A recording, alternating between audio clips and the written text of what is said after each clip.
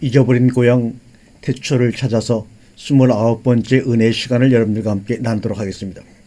오늘도 계속해서 전 시간에 이어서 재물에 대해서 우리가 한번 말씀을 상고해 볼까 합니다. 여러분의 재물의 개념에 대해서도 아마 잘 정리를 하고 계셔야 합니다.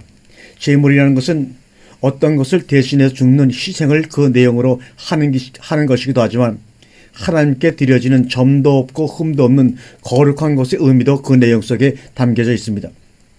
그러니까 재물이라는 것은 더러운 것들과 대조적으로 하나님께 연락되어지는 거룩한 하나님의 것을 의미하는 것입니다. 예수 그리스도를 여러분 한번 잘 생각해 보시기 바랍니다. 그분은 하나님께 드려진 희생의 제물이었지만 유일하게 하나님께서 받을 수 있는 거룩하고 흠이 없는 하나님의 것이었습니다. 그러니까 하나님께 바쳐지는 제물은 예수님처럼 단순히 희생만을 그 내용을 하는 것이 아니라 거룩하고 점도 없고 흠도 없어서 하나님을 기쁘시게 할 수 있는 것이어야 합니다. 하나님께서 첫 것을 내게 제물로 바치라고 하신 것은 단순히 죽여서 태우라는 명령이 아니라 그것들만 내가 받으시겠다는 말씀을 우리에게 하고 계시는 것입니다. 그런데 그렇게 예수님처럼 점도 없고 흠도 없어서 하나님이 기뻐 받을 수 있는 자들이 또 생겨났다고 사도 바울은 이야기하고 있습니다. 바로 로마서 12장에 보면 사도 바울이 우리 성도들에게 너희의 삶을 하나님이 기뻐하시는 거룩한 산제사로 드리라 권면합니다. 그 말은 우리도 이제 예수님처럼 하나님께 드려질 수 있는 제물로 거룩하고 새롭게 창조가 되었다는 말인 것입니다. 어떻게 해서 우리가 그렇게 거룩하고 점도 없고 흠도 없는 자로 하나님 앞에 설 수 있게 되었지요? 진정한 제물이신 예수 그리스도 위에 우리는 하나님께 바쳐질 수 있는 점도 없고 흠도 없는 새로운 피조물이 된 것입니다. 우리는 제물이신 예수 그리스도 위에 살아난 자들과 동시에 그렇게 새롭게 살아남으로 해서 점도 없고 흠도 없는 하나님의 제물이 되어 하나님께 바쳐질 수 있는 자들이 된 것입니다. 그러니까 성경에서 하나님께서 받으시겠다는 첫 것들 제물은 예수 그리스도를 상징함과 동시에 그 예수 그리스도로 말미암아 제물의 자격을 갖추게 된 성도들을 함께 상징하시는 것이라고 생각하시면 맞습니다. 역시 유니온 크라이스트의 교리가 적용이 되는 것입니다. 알기 쉽게 레위지파를 예를 들어서 여러분에게 한번 설명을 드려보도록 하겠습니다. 민수기 3장 12절과 13절의 말씀을 보면 보라 내가 이스라엘 자손 중에서 레위인을 택하여 이스라엘 자손 중 모든 첫 해에 난 처음 난 자를 대신케 하였은즉 유대인은 내 것이라. 처음 난 자는 다 내 것이면 내가 애굽 땅에서 그 처음 난 자를 다 죽이던 날에 이스라엘의 처음 난 자는 사람이나 짐승을 다 거룩히 구별하였으니 그들은 다 내 것이 될 것임이라. 나는 여호와라. 보시는 것처럼 레위지파는 애굽에서 나올 때 살려주신 장자들을 대신해서 하나님께 바쳐진 지파입니다. 즉 이스라엘 자손 중 모든 첫 해에서 처음 난 자를 대신케 한 자들이 뭐냐? 레위인들입니다. 그 말은 레위지파가 이스라엘을 살려준 어린 양 예수 그리스도를 상징하고 있다고 민수기 3장 12절에서 우리에게 말씀하고 있습니다. 아울러 레위지파는 하나님께 바쳐진 모든 성도, 교회를 상징하기도 합니다. 지금 민수기에서 하나님께서 이스라엘에게 장자들을 모두 내게 바치라고 말씀을 하시는데 고대 사회에서 장자의 개념은 남자를 대표하는 개념이었습니다. 그리고 남자는 한 가정을 대표하는 사람이었습니다. 따라서 하나님께서 이스라엘의 장자와 첫 것들을 모두 달라고 하시는 것은 하나님께서 하나님의 교회를 상징하는 이스라엘 전부를 달라고 하시는 것입니다. 너희들은 모두 다 내 것이라는 것입니다. 그러니 꼼짝 말라는 것이죠. 그렇게 해서 하나님께 바쳐진 지파가 바로 레위 지파입니다. 이렇게 레위 지파는 예수 그리스도를 상징함과 동시에 예수 그리스도 위에 하나님께 드려진 하나님의 교회를 함께 상징하고 있는 것입니다.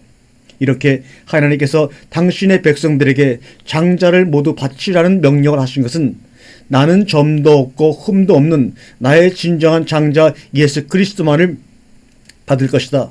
오직 나의 장자 예수 그리스도만이 나를 기쁘게 할 수 있는 존재이기 때문이라고 말씀하시는 겁니다. 그리고 그 장자에 의해 그 장자 속에서 새롭게 살아난 또 다른 장자들이 있을 것인데 그들이 바로 창세전에 내가 택한 교회이다. 지금 이렇게 말씀하시는 거죠. 그들도 내 아들 예수로 말미암아 점도 없고 흠도 없는 장자들이 되었으므로 나는 나의 택한 백성들인 교회는 하나도 놓치지 않고 모두 다 건져낼 것이다 라는 하나님의 결연한 의지가 담긴 명령입니다. 그렇다면 그렇게 하나님께서 첫 것들 장자들을 자기의 것으로 받으실 것이라면 애초부터 첫 것들을 유기시킬 것이 아니라 다른 것들을 다 버리시고 첫 것들을 받으셨어야지만 맞는 것 아닌가요? 그렇게 질문하는 것이 당연한 질문입니다. 그 첫 것들이 예수 그리스도를 상징하는 것이고 성도를 상징하는 것이라면 애초부터 첫 것들을 유기하지 마시고 받으시면 되지 않습니까? 이렇게 질문하는 것도 맞는 질문입니다. 그런데 우리가 살펴보았지만 하나님은 우리 측의 장자를 안 받으셨습니다. 하나님께서 당신의 작정 속에서 위기시키셨습니다. 그런데 우리가 보는 것처럼 성경의 다른 곳에서는 장자들을 요구하시는 겁니다. 일견 모순인 듯 보입니다. 이 말은 하나님은 인간 측에서 준비하여 내어놓은 인간의 기대가 걸린 장자가 아닌 하나님께서 준비하신 장자를 받으시겠다는 것입니다. 다른 말로 인간의 노력으로는 하나님을 흡족하게 만족시킬 수 있는 제사를 드릴 수 없다는 것을 우리에게 분명히 하고 계신 것입니다. 하나님을 만족하게 할 장자는 따로 있다는 것이죠. 그게 바로 예수 그리스도이며 하나님의 은혜로 말미암아 예수 그리스도의 공로에 의해 새롭게 창조되어 하나님께 드려지게 될 하나님의 백성들인 것입니다. 그렇다고 성도들이 이 땅에서 아무것도 안 해도 된다는 말이 아닙니다. 하나님께서 기뻐 받으시는 인간의 행위와 하나님께서 거들떠 보지 않으신 인간의 행위가 어떻게 다른지 한번 아시겠어요? 정리를 해보게 되면 하나님은 인간들이 가장 좋은 것이라고 준비해서 내놓은 장자들은 받지 않으십니다. 그래서 그 장자들을 버리시고 기대치 않은 자들을 선택해 나가시는 것입니다. 그러나 하나님은 또 장자만을 받으십니다. 헌데 그 장자는 인간이 자랑 삼아 내어놓을 수 있는 인간 측에서 만들어낸 장자가 아니라 다른 말로 인간의 노력을 근거로 한 장자가 아니라 하나님의 은혜로 예수 그리스도라는 장자가 받쳐짐으로 해서 태어나게 된 예수의 형제들인 또 다른 장자들만 받으시겠다는 것이 바로 장자들 첫 것들을 바치라는 어구에 숨어있는 진짜 뜻입니다. 그래서 오늘 본문에 하나님이 믿음을 주신 의인으로 등장한 아벨이 바친 제물이 양의 첫 새끼인 것입니다. 여기서도 한 가지 주의하셔야 할 것이 있는데 그것은 아벨이 첫 양의 새끼를 드렸기 때문에 의인이 되었다는 말이 아니라 그가 하나님께 믿음을 선물 받은 의인이었기에 하나님의 구속사 속에서 하나님께 드려져야 하는 진정한 제물이신 예수 그리스도라는 장자를 이해하고 있었다는 의미입니다. 그래서 아벨의 첫 새끼를 드린 것입니다. 그러니까 아벨에 드린 양의 첫 새끼는 구원의 조건이나 근거가 아니라 구원의 결과로 이해를 하셔야 하는 것입니다. 여기까지는 이해가 가시는지 모르겠습니다. 그러면 히브리서의 진술대로 정말 아벨이 예수 그리스도를 믿는 믿음으로 구원을 받은 것이 맞는지 성경을 통해서 우리 확인을 해보도록 하겠습니다. 마태복음 23장 34절과 35절에 그러므로 내가 애언자들과 지혜 있는 자들과 율법학자들을 너에게 보낸다. 너희는 그 가운데서 더러는 죽이고 더러는 십자가에 못 박고 더러는 회당에서 채찍질을 하고 이 동네 저 동네로 뛰쫓으며 박해를 할 것이다. 그리하여 의인 아벨의 피로부터 너희가 성소와 제단 사이에서 살해한 마갈의 아들 샤갈의 피에 이르기까지 땅에 지업 실린 모든 피가 너희에게 돌아갈 것이다. 보다시피 성경은 아벨의 믿음으로 하나님이 기뻐하시는 제사를 드린 사람일 뿐 아니라 의인이었으며 선지자였다고 기술하고 있습니다. 아벨은 선지자입니다. 그러면 선지자는 무엇을 증거하는 사람입니까? 로마서 3장 21절에 보면 그러나 이제는 율법과 상관없이 하나님의 의가 나타났습니다. 그것은 율법과 예언자들이 선지자들이 증언한 것입니다. 하나님의 의는 예수 그리스도를 믿는 믿음을 통하여 모든 믿는 사람에게 옵니다. 거기에는 아무런 차별도 없습니다. 이렇게 로마서의 사도 바울은 증거하고 있습니다. 선지자는 하나님의 말씀을 계시로 받아서 죄인들의 죄를 지적하고 죄인들에게 구원자가 필요함을 선포하던 사람들을 말합니다. 다른 말로 예수 그리스도의 필연성을 선포하던 이들을 선지자라고 부릅니다. 그런데 성경이 아담의 둘째 아들 아벨을 가리켜 선지자라고 합니다. 그 말은 하나님은 이미 아담 때부터 당신의 백성들에게 예수 그리스도를 계시하고 계셨다는 말이 되는 것입니다. 그러면 아벨이 어떻게 예수 그리스도를 계시하는 삶을 살았는지 오늘 본문 속에서 찾아보도록 하죠. 먼저 아벨의 이름인 하벨은 nothingness, vanity. 다시 말하면 허무란 뜻입니다. 나는 아무것도 아니에요. 이런 뜻입니다. 성경에서 아무것도 아닌 사람처럼 가장 낮은 곳으로 오신 분이 한 분 계시죠. 바로 이사야서 53장 2절과 3절에 그는 주 앞에서 자라나기를 연한 순 같고 마른 땅에서 나온 줄기 같아서 곤 모양도 없고 풍채도 없은즉 우리의 보기에 흠모할 만한 아름다운 것이 없도다. 그는 멸시를 받아서 사람에게 실어버린 바 되었으며 강고를 많이 겪었으며 질고를 아는 자라. 마치 사람들에게 얼굴을 하시는 것입니다. 일견 모순인 듯 보입니다. 이 말은 하나님은 인간 측에서 준비해 내어놓은 인간의 기대가 걸린 장자가 아닌 하나님께서 준비하신 장자를 받으시겠다는 것이죠. 다른 말로 인간의 노력으로는 하나님을 흡족하게 만족시킬 수 있는 제사를 드릴 수 없다는 것입니다. 하나님을 만족하게 할 장자는 따로 있다는 것이죠. 그게 바로 예수 그리스도이며 하나님의 은혜로 말미암아 예수 그리스도의 공로 위에 새롭게 창조되어 하나님께 드려지게 될 하나님의 백성들인 것입니다. 그렇다고 성도들이 이 땅에서 아무것도 안 해도 된다는 말이 다시 말하지만 아닙니다.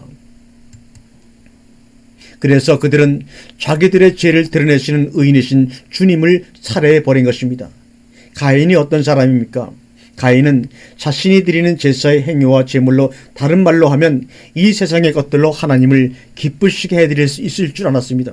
혹시 이 중에 그게 뭐가 나쁜 일인가 하고 의구심을 품으실 수 있는 분이 계실지 모르겠습니다. 여러분, 인간의 어떤 행위나 인간이 드리는 어떤 제물로도 하나님을 기쁘시게 할 수 없다는 것을 절대 잠시도 잊으시면 안 됩니다. 하나님을 기쁘시게 할 수 있는 유일한 분은 예수 그리스도뿐입니다. 그런데 인간이 예수 그리스도를 통하지 않고 마치 자신이 어떤 것을 통해서 하나님을 기쁘시게 할 수 있다고 생각하면 그것을 바로 자기의 의라고 하는 것입니다. 누가복음 18장 11절에 주님이 말씀하시죠. 바리새인들은 서서 따로 기도하여 가로되 하나님이여 나는 다른 사람들과 토색, 불의, 간음을 하는 자들과 같지 아니하고 이 세리와도 같지 아니함을 감사하나이다. 나는 일에 2번씩 금식을 하고 또 소득에 11조를 드리나이다 하고 바리새인들의 열심을 보십시오. 그들은 겉으로 드러나는 삶 속에서 토색, 불의, 간음, 사기가 없었고 일주일에 2번씩 금식을 하고 11조를 한 번도 빼먹지 않은 사람입니다. 정말로 우리가 현재 볼 때 너무너무나 대단한 믿음의 사람들입니다. 그리고 하나님께 드리는 제사를 아주 엄격하게 지냈던 사람들입니다. 그런데 왜 그들이 예수 그리스도를 살해했습니까? 왜 그들이 예수 그리스도를 죽였습니까? 내가 이렇게 열심히 하고 있는데 왜 나를 보고 죄인이라고 하느냐 하는 불만입니다. 하나님은 죄인들의 행위를 받지 않으십니다. 하나님은 죄인들이 바치는 제물이나 예물을 기뻐하지 않으십니다. 하나님은 예수 그리스도를 믿는 믿음의 백성들의 삶과 그들의 제물을 받으시는 것입니다. 우리가 예수 그리스도를 믿는다고 하는 것은 나는 죄인이고 하나님께 아무것도 드릴 것이 없기에 예수 그리스도의 죽으심과 부활하신 말을 의지하여 하나님 앞에 설 수 있는 자입니다라고 날마다 고백하는 것입니다.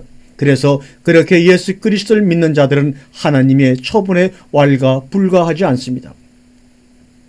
하나님의 처분이 다소 이해하기가 힘들고 원망스러워도 하나님께 대들 수 없는 것입니다. 내가 아무것도 하나님께 해드린 것이 없고 앞으로도 해드릴 것이 없기 때문입니다. 그럼에도 우리의 삶 속에서 나오는 거룩한 삶과 행위들은 하나님의 은혜가 감사해서 나의 옛사람이 죽어가며 내 안에는 예수 그리스도의 열매가 드러나는 것일 뿐입니다. 하나님은 그것을 기뻐 받으시는 것입니다. 그런데 바리새인들은 자기들의 행위를 우습게 여기고 무시하는 예수님이 죽이고 싶도록 미웠습니다. 그것은 그들이 자신들의 행위를 의지하고 있었다는 것이죠. 왜 내 행위를 값없다고 네가 뭔데 말하느냐? 누구와 똑같아요? 바로 가인과 똑같죠.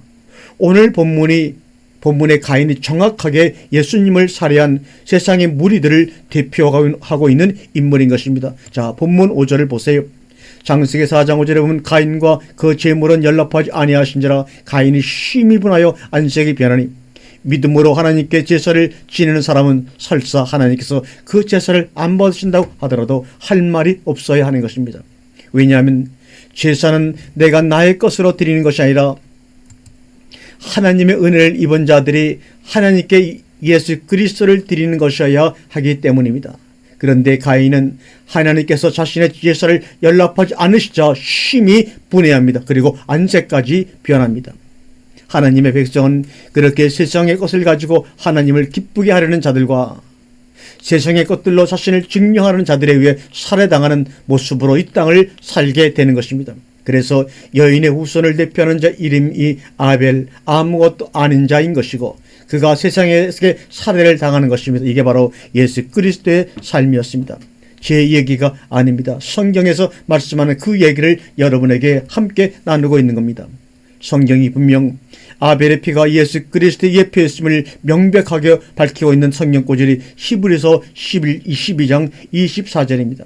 새 언약의 중재신 예수께 나왔고 아벨의 피보다 더 훌륭하게 말하는 그가 뿌리신 피 앞에 이르렀습니다.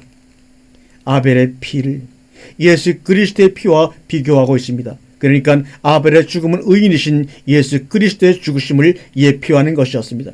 그러나 그렇게 죽임을 당한 예수 그리스도는 부활을 하십니다.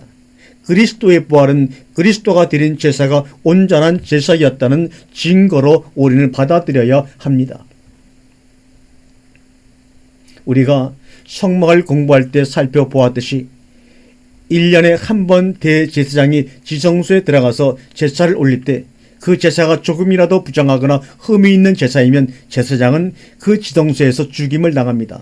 그러나 그 제사가 하나님께서 기뻐하신 온전한 제사였을 때 대제사장은 그 지성소를 살아서 나올 수 있습니다. 바로 그 이야기가 예수 그리스도의 부활의 사건을 예표하는 것이죠. 점도 없고 흠도 없는 제물이신 예수가 자신을 제물로 드려 대제사장으로 하나님 앞에 나가신 것이 그분의 십자가의 죽음입니다. 그러나 그분은 하나님이 기뻐하시는 제사를 온전하게 드리시고 살아나셨습니다. 그게 바로 부활입니다. 할렐루야. 그러나 오늘 본문엔 그 예수 그리스도의 부활이 어떻게 그려지는지를 우리가 한번 창세기 4장 25절을 통해서 우리 함께 읽도록 하겠습니다. 아담이 다시 아내와 동침함에 그가 아들을 낳아 그 이름을 셋이라 하였으니 이는 하나님이 내게 가인이 죽인 아벨 대신에 다른 씨를 주셨다 하며 여기에 대신이라고 번역된 히브리어 시트는 두다, 임명하다는 뜻입니다. 그 말은 하나님께서 여인의 후손의 그림자로 왔던 죽은 아벨 대신에 셋을 그 자리에 임명했다는 뜻입니다. 그러니까 셋은 죽은 여인의 후손의 재등장이 되는 것입니다. 따라서 가인과 아벨과 셋의 이야기는 정확하게 예수 그리스도의 십자가의 부활과 죽으심 그리고 이 역사 속에 나타나는 성도들의 십자가의 삶과 영광스러운 모습의 부활의 모습을 그리고 있는 것입니다. 하나님의 백성은 이 땅에서 세상의 심의 원리에 맞아 죽는 모습으로 나타나게 되지만 바로 그 삶이 셋으로 부활하는 삶이라는 것을 오늘 본문이 우리에게 정확히 보여주고 있는 것입니다. 그래서 성경이 아벨을 선지자라 부르는 것입니다. 그가 예수의 죽음과 부활을 삶으로 보여주고 있기 때문입니다. 여러분, 우리는 바로 그 예수 그리스도의 죽으심과 부활하심으로 이렇게 생명나무 실과를 먹게 된 사람들입니다. 따라서 우리도 아벨과 같이 의인이신 예수 그리스도의 삶을 그대로 이 땅에서 살아내야 하는 사람들입니다. 성도는 늘 가인이라는 세상의 공격에 노출되어 있는 사람들입니다. 오늘을 사는 성도들은 21세기의 가인들에게 늘 맞아 죽는 모습으로 살게 되어 있습니다. 세상은 여러분을 때려 죽이려고 눈을 부릅뜨고 달려듭니다. 그때 죽어주세요. 저어주십시오. 그런데 성경은 그것이 바로 부활이라고 말합니다. 맞아 죽은 아벨 대신에 셋이 탄생했습니다. 세상에 맞아 죽은 자들의 삶을 밖에서 보면 사람이요, 사랑이요, 인내요, 온유요, 절대요, 용서로 보이는 것입니다. 그게 이 땅에서 우리의 옛사람이 죽고 탄생하게 될 영광스러운 부활의 세 사람 셋의 모습인 것입니다.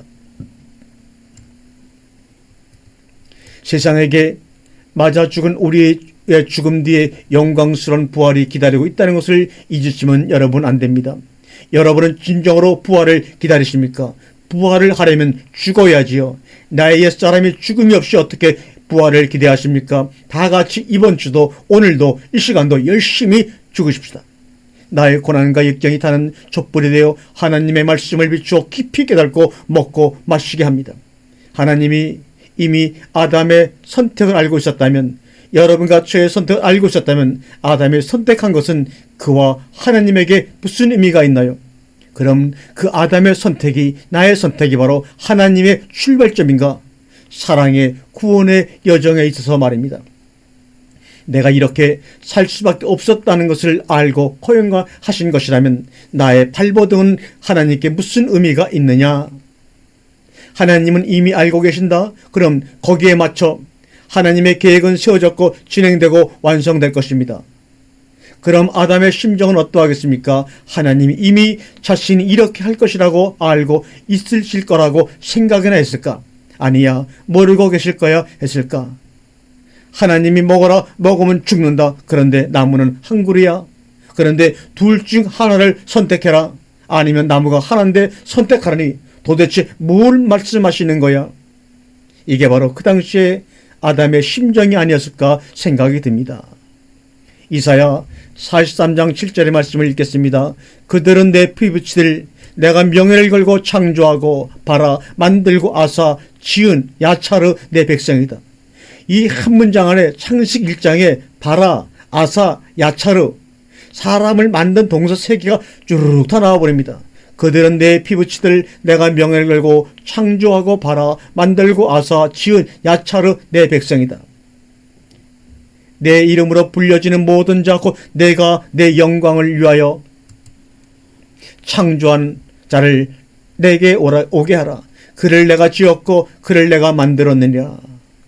이사야 43, 21절에도 이 백성은 나를 찬양하게 하려고 내가 손수 만든 사람이다. 이 백성은 내가 나를 위하여 지었나니 나를 찬송하게 하려 함이니라. 내 이름으로 불리는 사람들, 이 말은 이스라엘에서는 자식들에게 아버지의 이름을 붙입니다. 이사야 43장 20절에 나 곧 나는 아노키 아노키, 나 곧 나는 아노키 아노키, 나를 위하여 내 허물을 도말하는 자니, 내 죄를 닦아 없애는 자니, 내 죄를 기억하지 아니하리니. 내 죄를 기억하지 않겠다고, 나의 죄를 기억하지 않겠다고, 나 곧 나는 나를 위하여.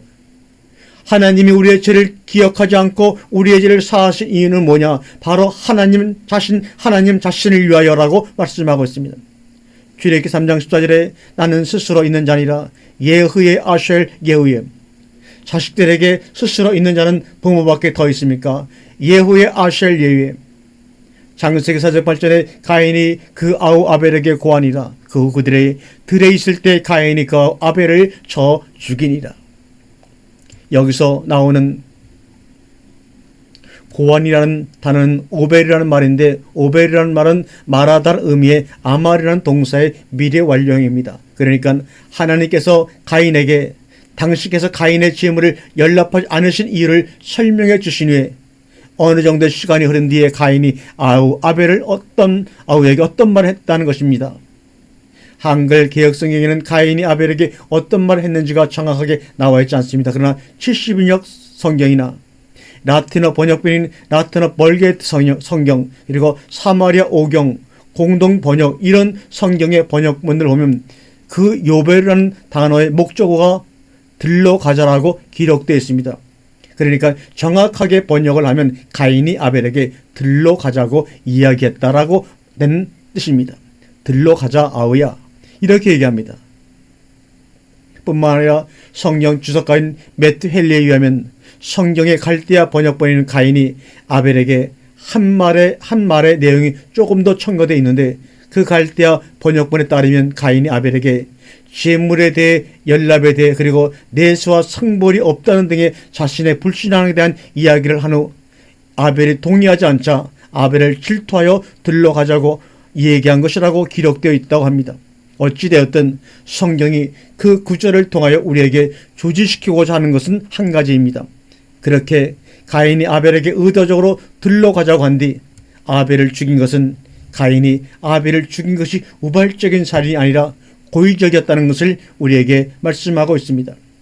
창세기 4장 3절에 세월이 지난 후에 가인은 땅의 소산으로 제물을 삼아 여호와께 드렸고, 여기서 세월이 지난 후에 라고 번역했던 히브리어는 와에이 미케치 야민이라는 어구로 원래대로 직역을 하면 그리고 날들의 끝으로부터 종말에 라는 뜻이 있습니다. 영어로 말하면 in the end of the day 입니다.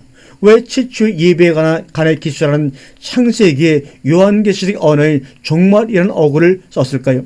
여러분 잘 들으시기 바랍니다. 예배라는 것은 그 속에 종말을 품고 있는 단어라는 것을 이번 이 시간에 확실히 아시기 바랍니다. 예배라고 하는 것은 종말을 품고 있는 단어구나. 예배는 하나님을 떠난 자기 자신만을 위해 살던 이 세상의 왕들이 하나님의 은혜로 티끌에 불과한 자신들의 실존을 깨닫고 하나님께로 돌아와 그분께 순종하고 충성하며 자신의 삶을 의뢰하는 모든 행위들을 말하는 것이 바로 예배입니다. 우리가 지금 생각하는 대로 기도하고 찬송하고 설교 듣고 헌금하고 그것이 예배가 아닙니다. 제가 앞서 말씀드릴 이 세상의 모든 인간은 딱 두 가지로 나누어진다고 했습니다. 자신을 예배하는 자와 하나님을 예배하는 자. 타락한 아담의 후예들은 모두 다 자신을 예배하는 자들입니다. 그런데 그들 중에 하나님을 예배하는 자들이 생겨났습니다. 그 말은 이제 자신을 예배하는 자들이 어떤 무리와 완전히 구별되어서 심판의 자리에 떨어지게 되었다는 것을 의미하는 것입니다. 이제 확연하게 선택을 받은 자들과 선택을 받은 자들이 심판을 받은 자들이 확연하게 구별이 되었다는 의미가 바로 예배인 것입니다. 그렇다면 우리가 이렇게 모여 공적인 예배를 드리거나 아니면 삶의 처소에서 예배의 삶을 올바르게 살아내는 것이 무엇을 의미하는 것입니까? 이제 선택과 심판으로 갈라져 영원히 분리가 될 종말이 왔다는 것을 선포하는 것이 되는 것입니다. 우리가 예배를 하고 예배의 삶을 살게 될 때 세상은 심판을 받는 것입니다. 여러분께서 속한 각자의 처소에서 예배자로서의 올바른 삶을 살게 되면 세상의 악이 여러분의 선한 삶과 대조가 되어 폭로가 됩니다. 그것이 바로 심판입니다. 여러분의 예배의 삶은 세상의 심판에 대한 근거가 되는 자료인 것입니다. 여러분이 그렇게 여전히 자신의 자랑과 인기와 유익을 위해 여러분을 시기하고 질투하고 험담하고 억압하는 자들에게 온유와 인내와 사랑으로 참아주고 당해주는 것이 바로 예배의 삶이고, 그 삶이 그들의 죄를 심판하는 삶이 되는 것임을 절대로 잊지 마세요. 당하는 것이 이기는 삶입니다. 그게 바로 심판하는 삶입니다. 갈라디아서 4장 28절에 형제자매 여러분은 이삭과 같이 약속의 자녀들입니다. 그러나 그때 육신을 따라 난 사람이 성령을 따라 난 사람을 박해한 것 같이 지금도 그러합니다. 그러니까 당하는 여러분이 승리자인 것입니다. 여러분 이 역사를 꼭 이해하셔야 합니다. 이렇게 우리의 예배와 예배의 삶은 하나님의 은혜 속으로 들어오게 된 선한 자들과 하나님의 은혜에서 제외된 저주받은 인생들을 정확하게 구분짓는 일이 되는 것입니다. 잘 생각해 보세요. 아벨은 하나님의 은혜로 하나님을 올바로 예배하는 자, 오늘 본문의 표현을 빌리면 선을 행하는 자가 되었습니다. 가인은 여전히 자신을 예배하고 세상에 힘을 추구하는 악인입니다. 아벨의 선한 행위, 즉 올바른 예배의 삶이 가인의 악한 삶을 폭로했습니다. 아벨이 가인을 가리켜 너 잘못 사는 거야, 너처럼 살면 안 되라고 나무라지 않았습니다. 그저 묵묵히 자신의 자리에서 올바른 예배의 삶을 살았습니다. 그런데 그 아벨의 삶은 가인의 삶을 완전히 규정지어 심판하는 역할을 했던 것입니다. 그래서 올바른 예배가 있는 곳은 늘 종말이 선포되는 것입니다. 여러분은 지금 세상을 심판하는 삶을 살고 계십니까? 아니면 누군가에게 심판을 당하는 삶을 살고 계십니까? 세월이 흐른 뒤에라는 어구 가진 의미가 이해가 되시죠? 그렇게 예배를 통하여 죄가 지적을 당하고 어둠에 폭로되고 더러운 것들이 시궁창 밖으로 드러나게 될 때 그것에는 반드시 가라지의 들의 반란이 있게 마련입니다. 그들은 자신들의 죄성과 나약함을 지적하고 하나님의 은혜의 필연성을 설파하는 복음을 견디지 못합니다. 왜냐하면 올바른 설교는 항상 세상의 심판을 선포하기 때문입니다. 따라서 공예배 시에 선포되는 목사님의 설교가 모든 사람에게 환영을 받는다면 그 설교는 아마 빵점일 것입니다. 그것은 설교를 통하여 심판이 선포되지 않았다는 증거이기 때문입니다. 오죽하면 존 웨슬리 목사님은 평소에 내가 말씀을 전한 뒤에 사람들이 나를 박대하지 않으면 내가 과연 복음을 전한 것이 맞는가 의심했다라고 제자들에게 자주 말씀을 하셨다고 하지 않습니까? 주님도 똑같은 말씀을 하십니다. 누가복음 6장 26절에 모든 사람이 너희를 좋게 말할 때 너희는 화가 있도다. 그들의 조상이 거짓 예언자들에게 그와 같이 행하였다고 우리에게 성경을 통해서 말씀해주고 계십니다. 하늘의 왕은 이 역사 속에서 반드시 선지자요 제사장의 삶을 살다가 가게 됩니다. 이해가 가시죠? 그러면 금방 이런 질문이 드시죠. 아니 예수를 믿는다는 게 그렇게 손해만 본다가 가는 삶이란 말입니까? 그러면 그걸 왜 믿습니까? 어떠세요? 우리가 이 시점에서 손이 깨선서를 정확하게 맞추어보고 넘어가도록 하죠. 그렇게 이 땅에서 맞아 죽은 첫 번째 아벨이 하나님 나라의 백성으로서 잃은 것이 무엇입니까? 잘 생각해 보세요. 하나님 나라의 백성인 아벨이 이 땅에서 세상 사람인 가인에게 맞아 죽음으로써 잊어버린 것이 무엇이지요? 하나님 나라의 백성인 아벨이 하나님 나라에 꼭 가져가야 할 어떤 것을 잃게 되었습니까? 아벨이 그렇게 하나님의 백성으로 젊은 나이에 맞아 죽음으로써 하나님 나라에서 기묘하게 쓸 어떤 것을 놓쳐버렸습니까? 아닙니다. 하나도 없습니다. 아벨은 하나님의 나라의 백성입니다. 하나님의 나라에서는 이 땅에서의 것들을 사용할 수가 없습니다. 하나님의 나라에서는 하나님의 것만이 존재합니다. 따라서 이 땅에서 첫 번째로 맞아 죽은 아벨이 하나님 나라의 백성으로서 잊어버린 것은 하나도 없습니다. 그러면 그가 얻은 것은 무엇입니까? 처음으로 맞아 죽었더니 첫 번째 천국 백성이 되었다는 것입니다. 할렐루야. 이로 천국 시민이 누구입니까? 바로 아벨입니다. 아벨이 죽었을 때는 아담의 130세도 안 되었을 때였으니까 창세기 5장에 보면 아담이 죽은 아벨 대신 셋을 낳았을 때가 130자라고 나오죠. 그러니까 아벨이 땅에서 세상에서 맞아 죽은 제1호 천국 시민인 것입니다. 그러한 아벨의 삶이 보여주는 것은 하나님의 백성들이 땅에서 맞아 죽는 것은 무엇인가 손해를 보는 삶이 아니라 하나님 나라의 상급인 영생을 얻는 수지 맞는 삶이라는 것입니다.